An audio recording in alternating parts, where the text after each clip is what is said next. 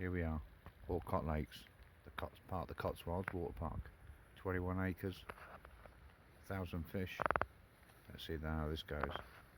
Cracking venue, beautiful fish.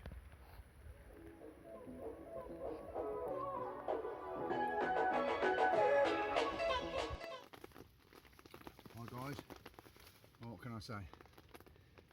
The weather is absolutely terrible. Hasn't stopped raining since we got here. Whilst trying to find one spot, I found it, then I couldn't find it, then I found it, then I couldn't find it.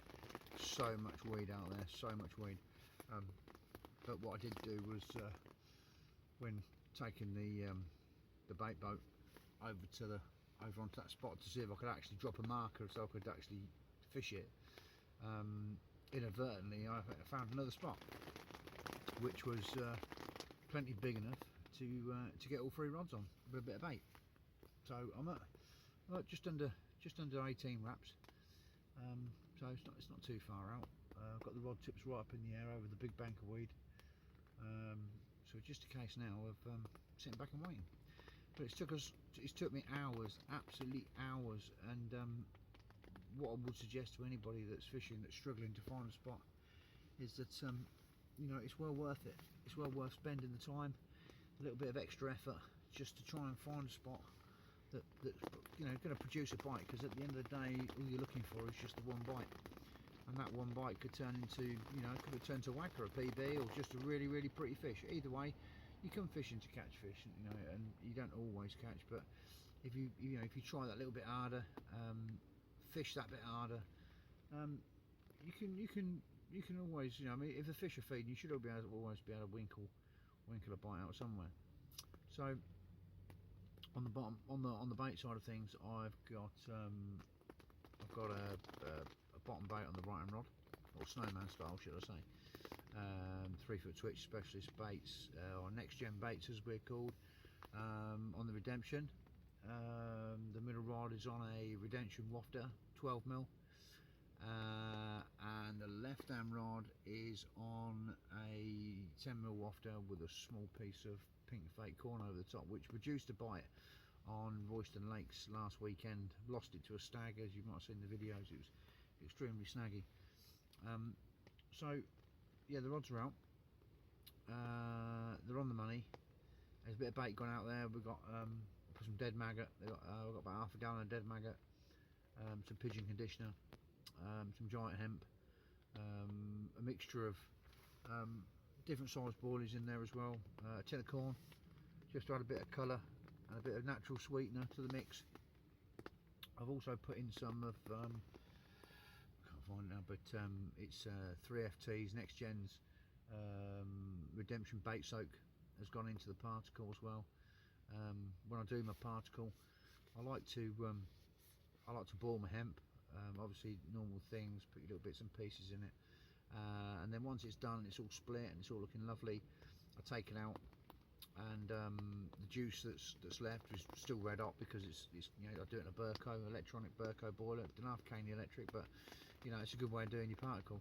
It saves making a mess inside on the cooker, and if you've got a missus, pissing the missus off by stinking the house out and covering the cooker in particle.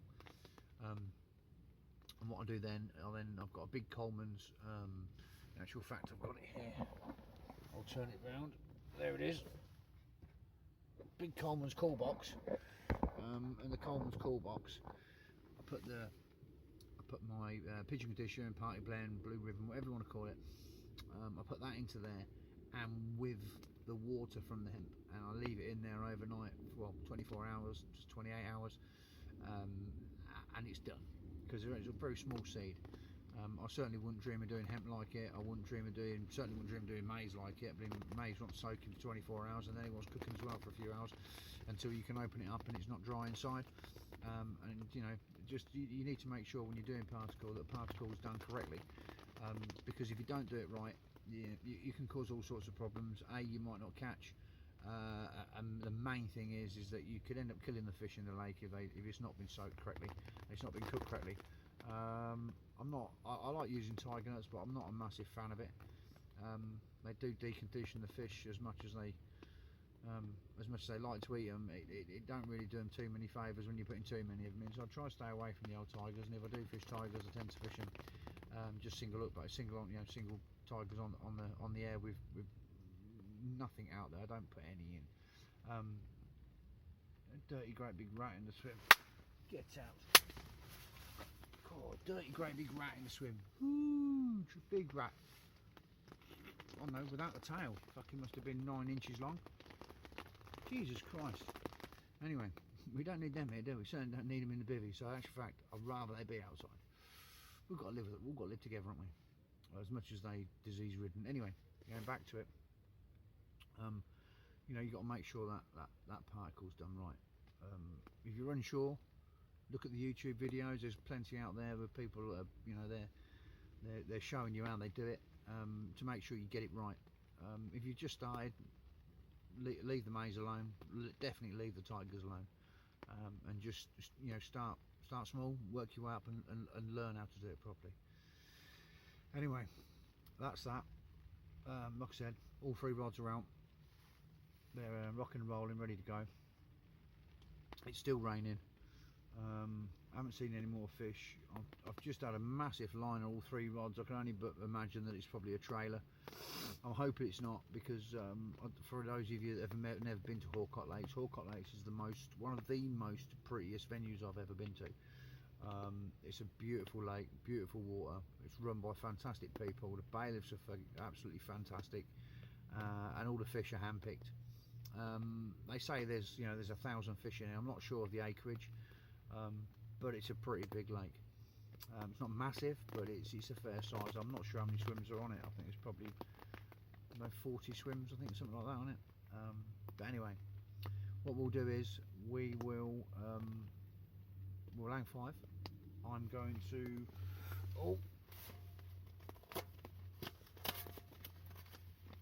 when I get to it,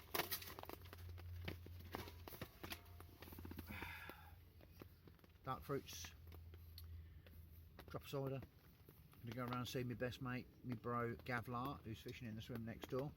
He's had a struggle. He's had a massive struggle. He got here this morning, set up, got his bivvy up in the rain, only to find out there's a wasp nest in the swim, so he's had to pack up and move. And now he's in the swim next to me, but now we can only find 2 spots to get the rods out. Like I said, ever so weedy. Anyway, chaps, thank you for watching. I'll leave that there, and then we'll see what happens in the night. If something happens, then we'll get some footage of it, and then we'll put it up in the morning. Take care. Good morning. Well, nothing happened last night. Gav managed a mid-double common at 16.5, I think it was. Right old warrior. Proper been through the waters, that one had. Yeah, nothing to report. Nothing happened last night at all. Gav had managed a tench as well, off a big clear area. In actual fact, it's a clear area in front of the swim that he was going to fish before he had to vacate due to the wasp infestation. So yeah, nothing to report on the rods. What I'm going to do is I'm going to reel them up, get them wrapped up and clipped up again, ready.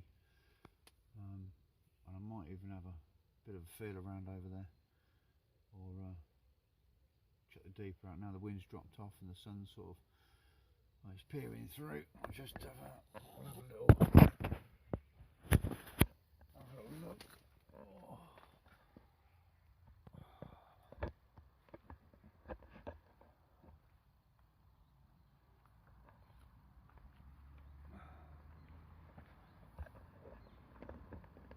Yeah, probably not the best place to be sat with the sun right behind me. I think I could. That's a bit better. So you can see the flat spot out there. I'm probably another 20 yards the other side of that.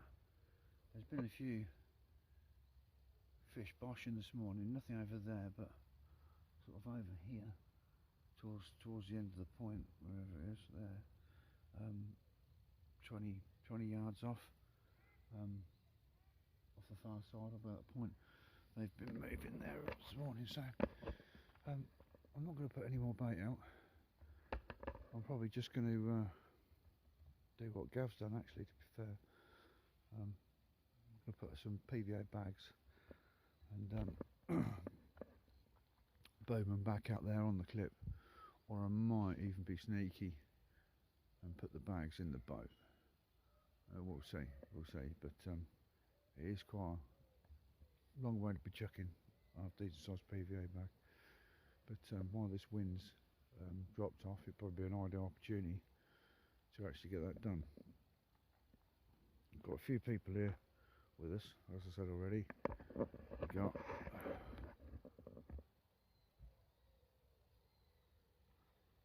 Ollie over there.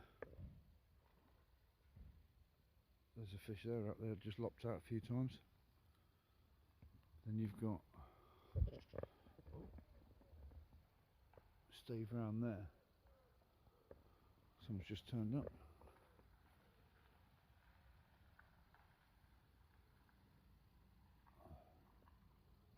Two people have just turned up. This is going to get interesting. Right, anyway. What we're going to do, like I say, is get these rods reeled up, get them wrapped up, get them clipped up, and get some PVA bags made. And to be fair, these are the same rigs I've got on here as what I fished at Royston last week, so maybe we might change rigs, but they're ever so sharp. So anyway, right, into a bit. Bait. After a very non-productive day, not really seeing a great deal of fish, weather's been kind, rain's gone, sun came out, enough for us to have a lovely barbecue.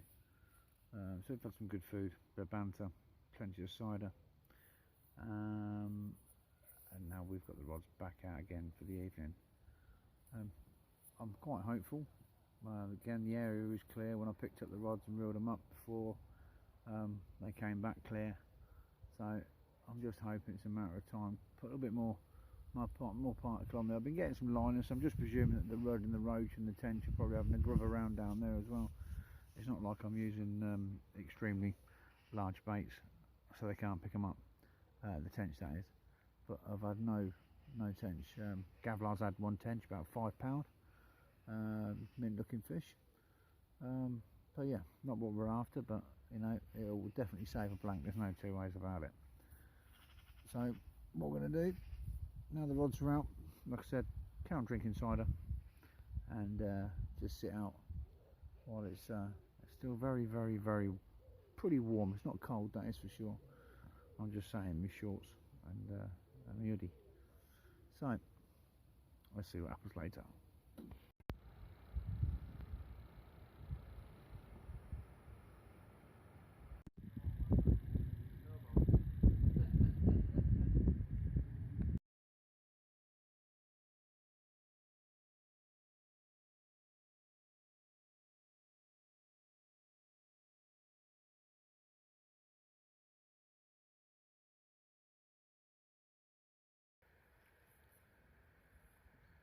It's very famous, look at that photo of it, look at the country.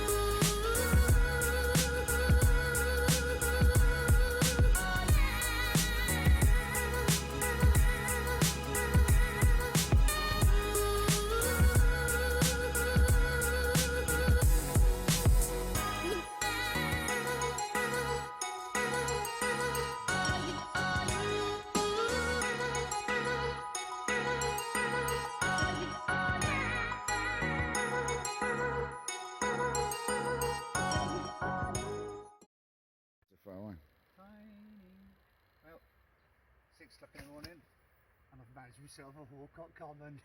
Get in. Literally. Oh, yeah, he's angry. Just slapped me across the wrist big time. Try and get this out of the net. Right.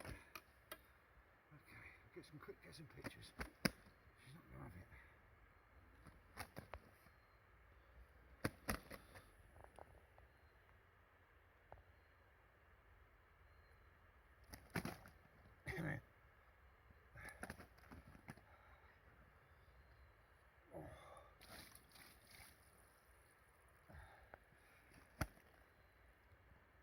When it gets to a point, get ready to pause, because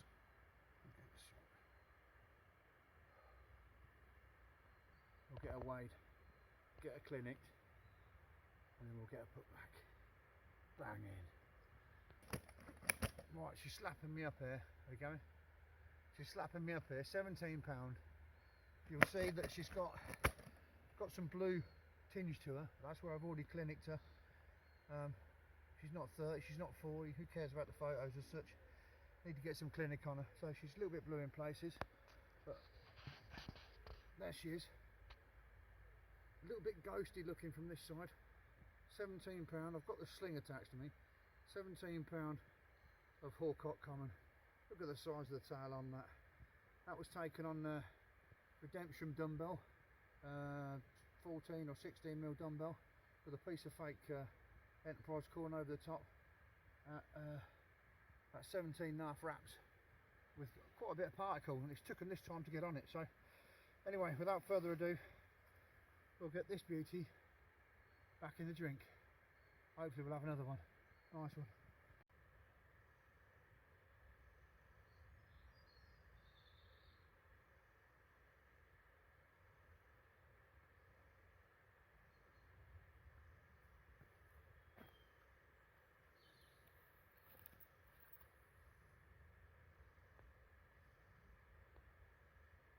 Alright, it's coming towards the end of the session now. Sim's looking a bit lost. Bivvy's packed. What we've got is the rods left out. The fish are still moving, so what's going to happen is my bro, Gavlar, is going to drop into this swim when I reel my rods up in the next 5 to 10 minutes. There's fish still on the area, but I need to get home, and Gav, the idea of getting here as quick as possible, to be fair. So that's what's going to happen. So the weekend has ended in, I have had one common, Horcott common at £17, and I've also lost the fish to the weed this morning, and so did Gav, and so did Ollie. So yeah, it's quite a bit of weed in there, but the last one, it ripped off. Didn't get a chance to get on it, not as quick as I'd like to have done anyway. Fish that have been caught today, this weekend rather, today, what am I talking about? This weekend have been caught on next gen baits, or 3FT baits, Redemption, wafters, 12mm whites, and I think they had 14mm dumbbells as well. So yeah, good weekend so far. Maybe next 5 to 10 minutes we might even have another little cheeky one, but let's see how it goes. But until then, until next time, adios.